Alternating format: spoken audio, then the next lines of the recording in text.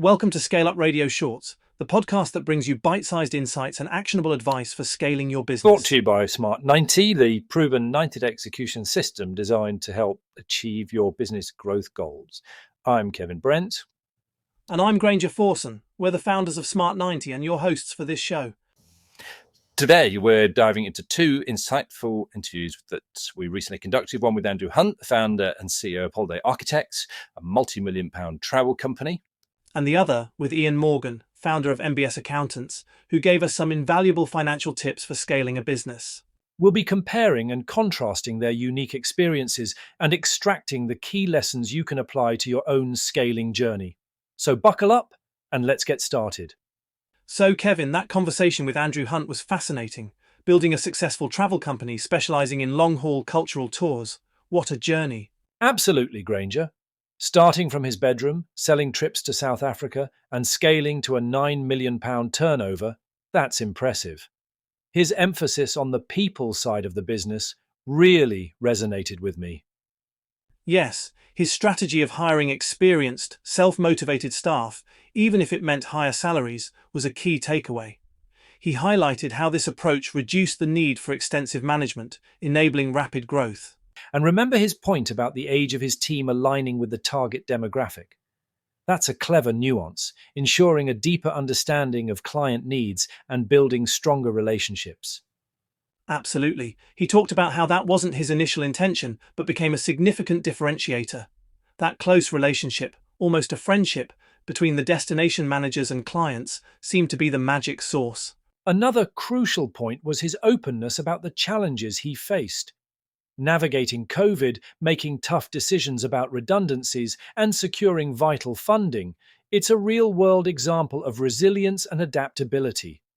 He also mentioned learning the hard way about the importance of having robust financial systems in place early on. Not having a good grasp of the underlying numbers almost cost him the business during the pandemic.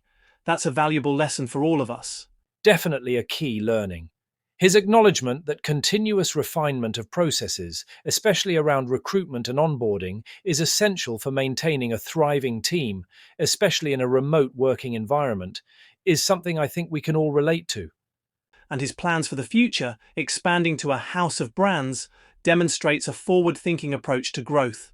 His story is a great example of how vision, combined with a focus on people and processes, can build a successful, scalable business. Now, shifting gears to our conversation with Ian Morgan, that was a deep dive into the financial side of scaling up.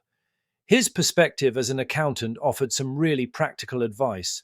Absolutely, Kevin. His focus on helping business owners understand their numbers, not just filing tax returns, is crucial. He really emphasized moving beyond the boring stuff to gain insights that drive the business forward. I liked his analogy of the teenager running up the stairs, focusing on reaching the top, the end goal, without paying attention to each individual step, the processes and financial details. A powerful visual, Kevin. It highlights how easily we can overlook those crucial steps, the financial details that actually contribute to reaching our goals. His 3 R's, retention, repeat orders, and re-engagement, provide a practical framework for focusing on key areas that can have a big impact on cash flow and marketing. His perspective on discounting was interesting. While many see it as a way to attract more clients, Ian argued that it can actually damage your profit margins and even the client relationship. That's right. He explained how a small discount can significantly impact your bottom line and how it can raise questions in the client's mind about your pricing strategy. His advice was to focus on adding value and justifying the price, rather than resorting to discounts. His practical tip about reviewing bank statements to analyze costs was a simple but effective way to identify areas for improvement. The traffic light system he suggested, green for essential, red for unnecessary, and amber for potential savings, makes the task less daunting and more manageable. A great way to visualize and prioritize where you're spending your money. And his point about not being average and focusing on these often overlooked boring bits is a crucial one. Indeed, it's about getting out of that comfort zone and focusing on those less glamorous aspects of the business that can have a significant impact on your profitability and long-term success. And as Ian said, it's what differentiates successful businesses from those that fail. So, Kevin, reflecting on both these conversations, we've covered a lot of ground, from building a strong team and culture with Andrew to the practicalities of financial management with Ian. It's fascinating how interconnected these aspects are. Absolutely, Granger. Andrew's story highlights the importance of building a solid foundation, even if it means starting small and bootstrapping in the early years. His focus on hiring experienced, self-sufficient staff and fostering a strong team culture has clearly been key to his success. And it ties in with what Ian was saying about the long-term vision. Both emphasize the importance of having that clear understanding of where you want to go and how to get there, even if it requires difficult decisions along the way. That's a great point, Kevin. While Andrew focused on the people side of scaling up, Ian provided the financial framework to support that growth. Andrew's challenges with early staff turnover, for instance, could have been mitigated with some of the financial management principles Ian discussed, like having up-to-date financials and clear cost analysis. Precisely.